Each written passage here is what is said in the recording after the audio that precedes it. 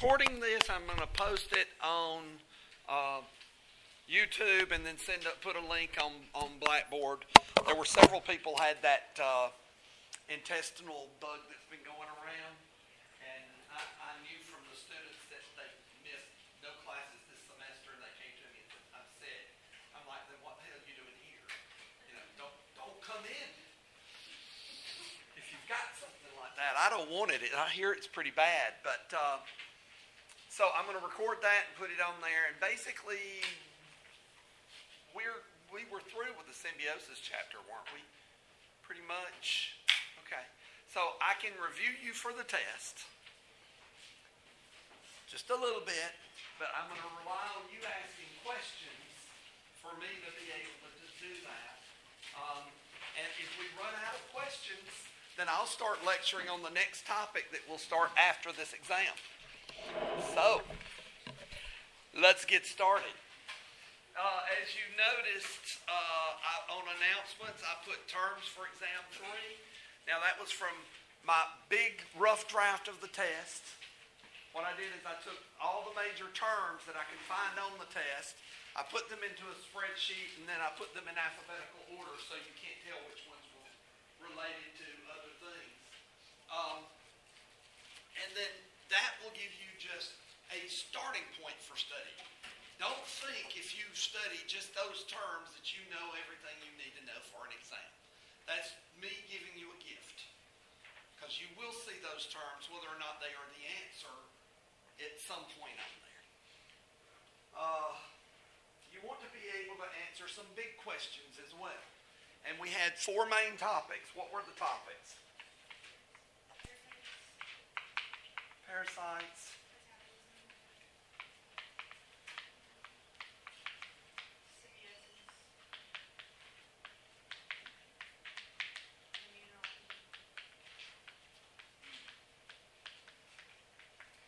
The best way to study for a test is to be able to say it out loud. Get you a chalkboard, find you a spare room, do something like that, and then try to pick 4 or 5 major topics from each chapter that we've done. And then you can narrow it down, and well, here, let's take immunology. We have primary immune response.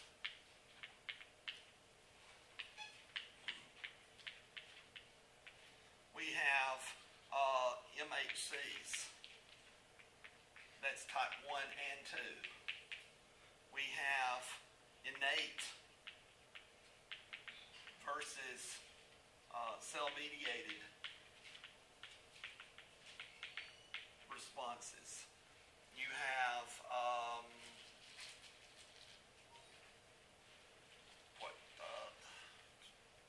complement cascade, types of cells, and immunoglobulins. So that's 4 or 5 major topics there. So now, if I were to ask you to discuss or compare and contrast innate and cell-mediated immune responses, could you do it?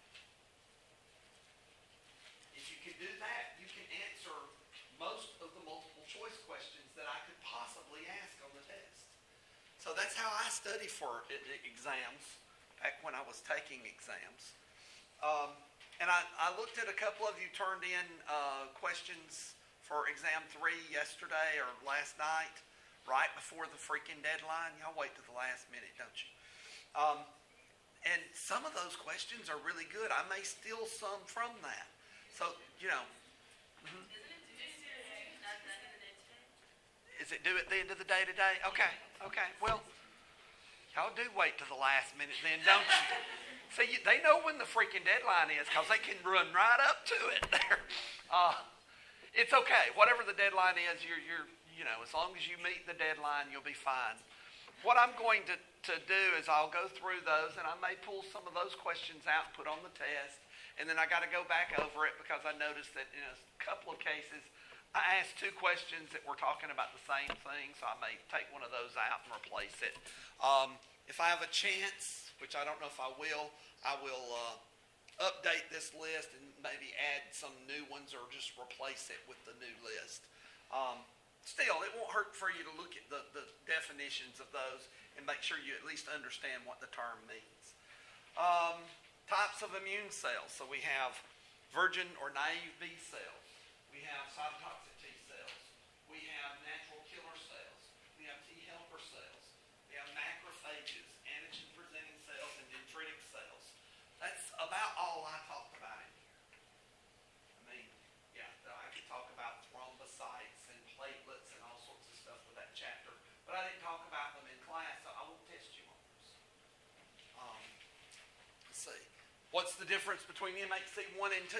Which cells produce MHC1? Which cells produce MHC2? Who do they interact with? Those are just some basic questions. What's the difference between a cytotoxic T cell and a natural killer cell? This is old hat to you. Let's move on to a subject that may be different for you. Let's see. Parasitology. What are some of the major concepts? So life cycles. So you want to pick some of the big organisms that we talked about. Malaria, which is caused by Plasmodium species. There's Plasmodium vivax, Plasmodium falciparum. There's several different species. But malaria is one of the major causes of death by parasites of any of them out there. So it causes more deaths than any other kind of parasite. So that would be one to maybe make sure you know a little bit about. It's going to reproduce by going through a mosquito. The mosquito bites an infected animal. It picks up the disease. It matures and sexually reproduces inside the mosquito. And then it's transferred to another host when they bite. Those parasites then move to the liver, and they start setting up housekeeping, and they will release on kind of a synchronized fashion. Every 24, 48, or 72 hours, you will have an undulating fever. So the fever spikes at certain points in time. That's what's happened is they've released from the liver, they've infected red blood cells, and when they release from the red blood cells, they're releasing toxins that cause the fever response. The toxins aren't produced by the parasite, they're produced by the red blood cells. So that's why you get that undulating fever and chills and anemia that's associated with it. So let's see. I talked about schistosomiasis or blood flukes. Blood flukes are a good one.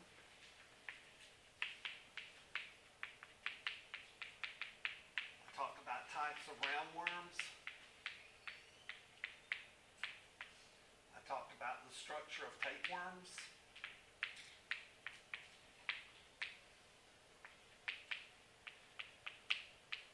And then, of course, diseases. So on the parasites, if you know the organism, the symptoms, and if it's vectored by anything, then you pretty much got it. I'm not going to ask anything on treatments because it's just beyond this course. You don't have time to learn all that. So the organism, is it vectored by anything? We've got tsetse flies, black flies, mosquitoes, ticks. We've got all sorts of things that can vector. So you need to know which organisms are vectored by those diseases. You've got amoeboid infections. That's one of the terms on there. Where do amoeboid infections occur? You mostly think of them as being in the intestinal tract, causing diarrhea, amoebic dysentery, but they're not limited there. If they break out of that intestinal tract, they can make it into other organs and cause a lot of edema and swelling and pustules forming, and they can be pretty nasty if they get outside of that area. Let's see, what else?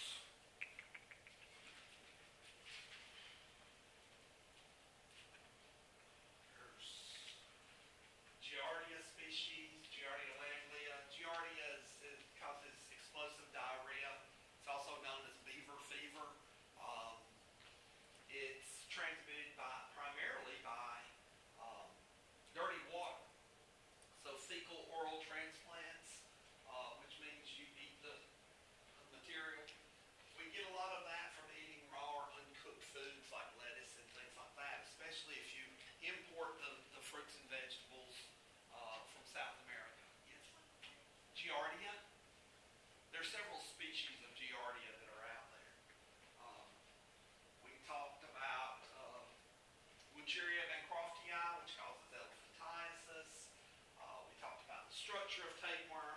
scolex, the neck region, which is basically just immature proglottids, and then the proglottids. They're hermaphroditic, so they release their eggs. Normally, when you're talking about these organisms, the female is larger than the male. The exception to that would be like the blood flukes. The male has large flaps of skin that he wraps around the female, and they travel through the bloodstream. And it's not the adults that cause the damage to the host, it's the eggs. The eggs have flukes in them.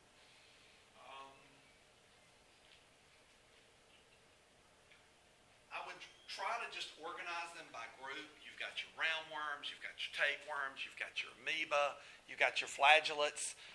Giardia is a flagellated organism. You have Ballantinium coli, which is a ciliated organism, so it's Ciliophora.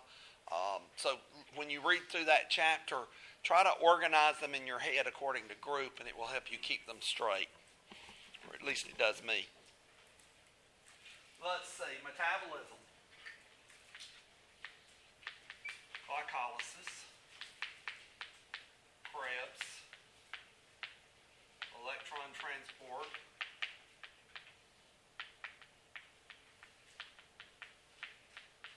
and fermentation are the biggest concepts that we covered in that. If you can discuss those, you got it.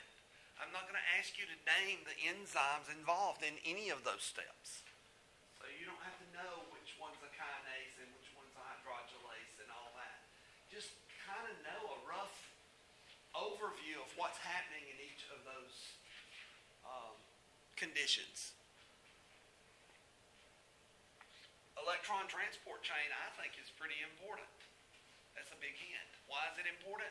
That's where you convert all of those reducing equivalents, NADH, and you convert that into energy.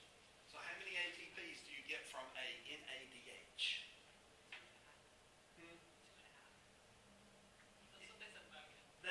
That's true in biochemistry. For in here we say a white lie and say 3. Because if you do the energetics, yes, it adds out, but we're just going to say 3 because there's 3 pairs of protons pumped across. So just realize I'm lying to you a little bit. It's okay. Professors have to lie to you to simplify things, and then when you get taken to more advanced class, they'll tell you the truth.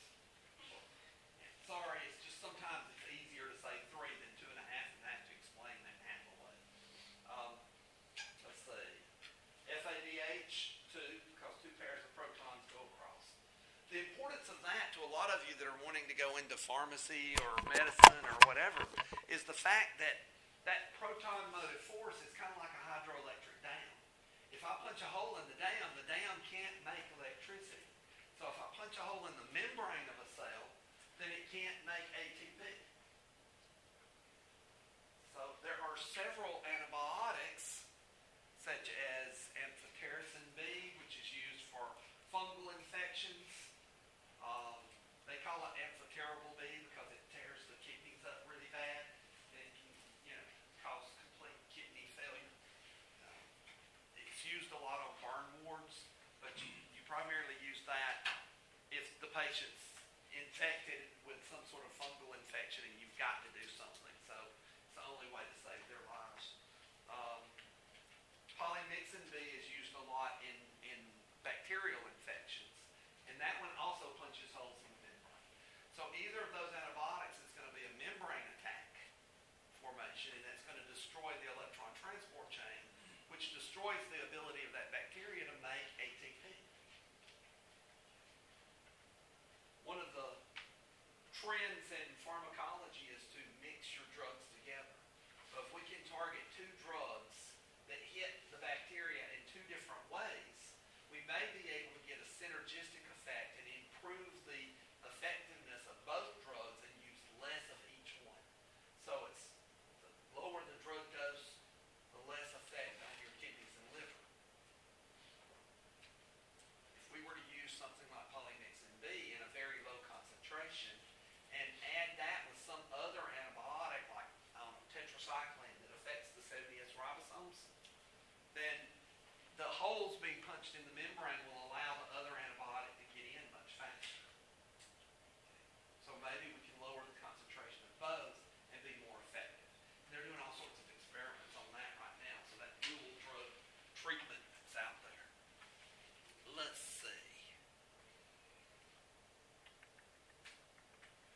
fermentation, I'm an anaerobic person, so fermentation's really important. Fermentation, you're having to use something else as the terminal electron acceptor. So a fermentation process that occurs in a test tube with glucose would probably use pyruvate, the end product of glycolysis. Glycolysis doesn't require oxygen to go through. So the end product of glycolysis is pyruvate, and if you feed that into fermentative pathways, you can make alcohol, which is kind of a good thing. You can make propionate, butyrate, and all of these other end products. But you're using them to recycle those reducing equivalents. If you don't have NADH in the NAD form, you can't pick up more protons to carry to the electron transport chain. So they have to give them up somehow.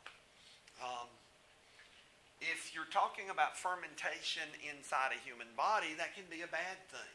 A lot of your Clostridia, like Clostridium perfringens, are actually fermenting inside the body.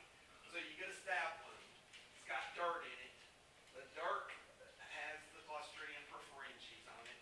It starts growing inside that wound infection, and it starts fermenting the proteins and the sugars, the glycoproteins that are there. And it produces gas as an end product. The gas blows up and it causes swelling, and it also helps to pull that tissue apart. So fermentation can be bad in the human form as well. Let's see. Symbiosis, we just covered that. So, read that chapter. Read that chapter. Go over the notes that I gave. Some of the symbiotic organisms can cause behavioral changes in their host organisms. I asked somebody that yesterday, and she immediately remembered the mosquito example.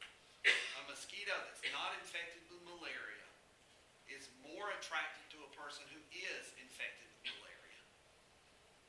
And once it is infected, it changes and it becomes more attracted to someone who is not infected with malaria.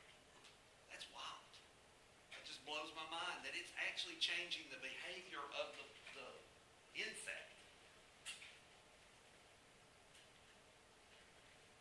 There's examples of some of the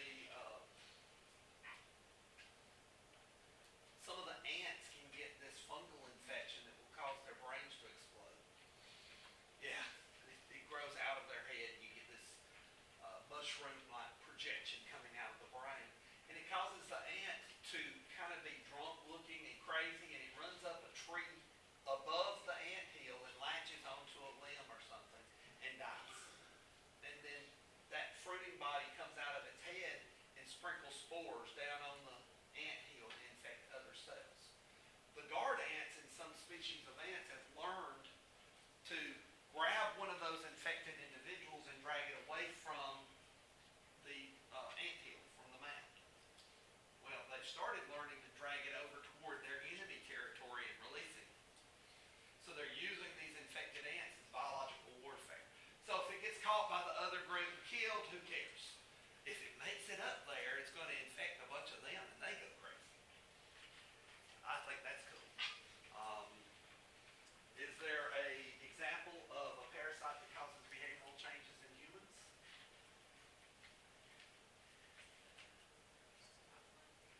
Toxoplasmosis. Remember postpartum depression? Some of those women went crazy and drowned all their kids or something. Out in Colorado, they now think that there's a link between toxoplasma infection and some of this postpartum depression that's going on. That's kind of scary to me. I'm not a cat person anyway, so I say just get rid of the cats. But, to each his own. If your wife is pregnant, guys, you clean out the litter box. If she won't let you shoot the cat, then you've got to clean the litter box out. Don't let her be around it and wash the cat once a week. And your wife won't let you put it in the washing machine and turn it on. That doesn't work.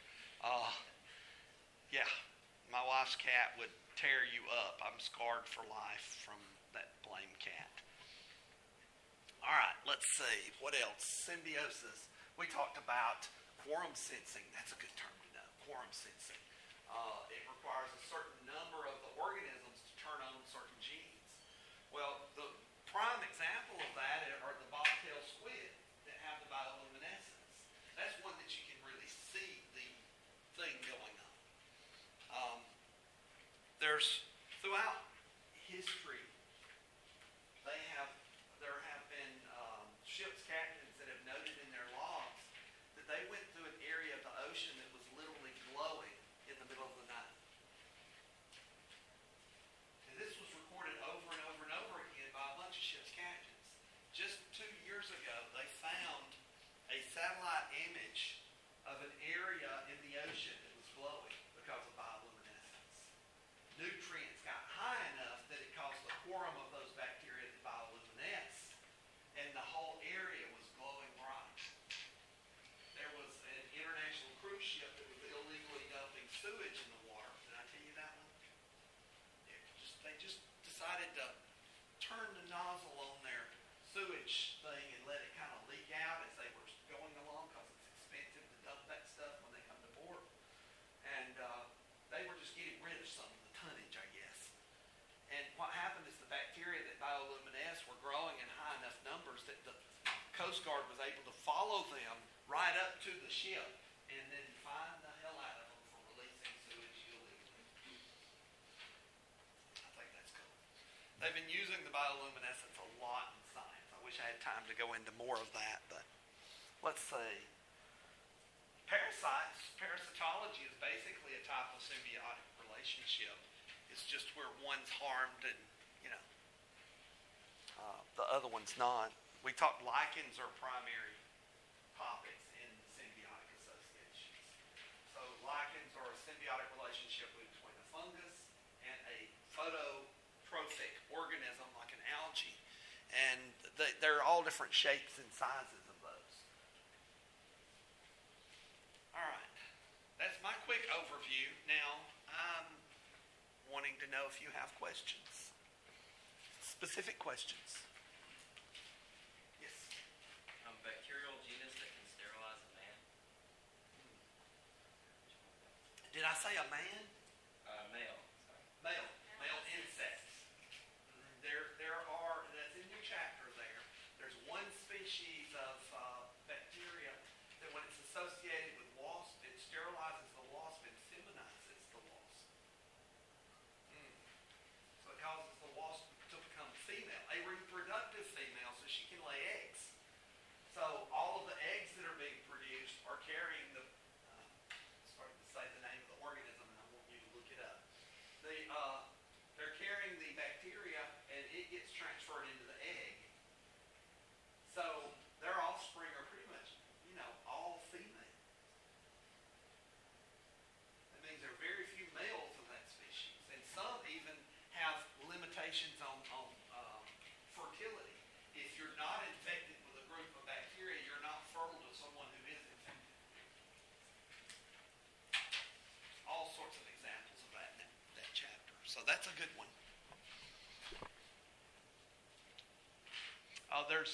I posted that list of links from that course that I taught. If you're interested, you ought to look at Sacculina. It's a parasite that infects crabs, and it causes male crabs to turn into female crabs. But they're not going to lay eggs. They're going to have these parasites that build up on the underside of their carapace. And then during the breeding season, when the females are throwing babies out into the ocean, into the waves that are coming in, the feminized males are throwing those parasites out too, so they can infect the new babies that are out there. And there are some areas where 50-60% of the males get infected with those parasites. There's a great book called Parasite Rex. If you want to just read one for fun, I know it doesn't sound like reading microbiology for fun, but this one really is interesting. I mean, it's one that you'll, it's like Microbe Hunters, Parasite Rex, some of the Ebola books are kind of interesting to read, even if they do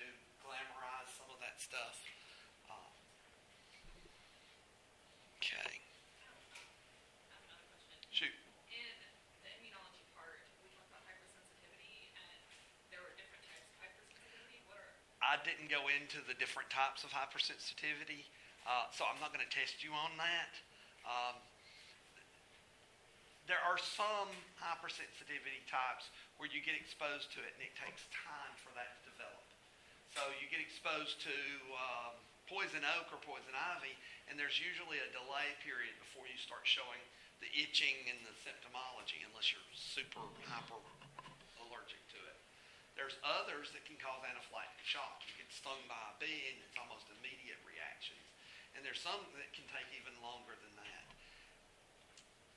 If I had 3 semesters with you guys, I might be able to go into that. So I'm not going to ask the differences in hypersensitivity responses. They're allergic reactions.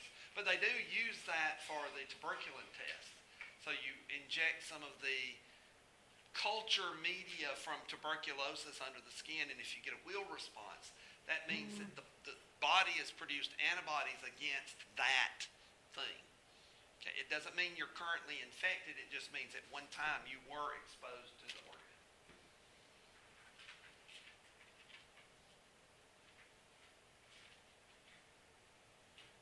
We talked about the immunoglobulins.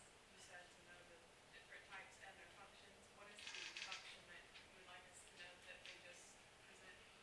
Well, you've got IgG, IgE, IgD, IgM, and IgA. So IgM is usually the first one to be produced from an activated, naive B cell that reproduces through clonal expansion into a plasma cell. But you don't get IgM produced from any of the memory cells that are produced from that.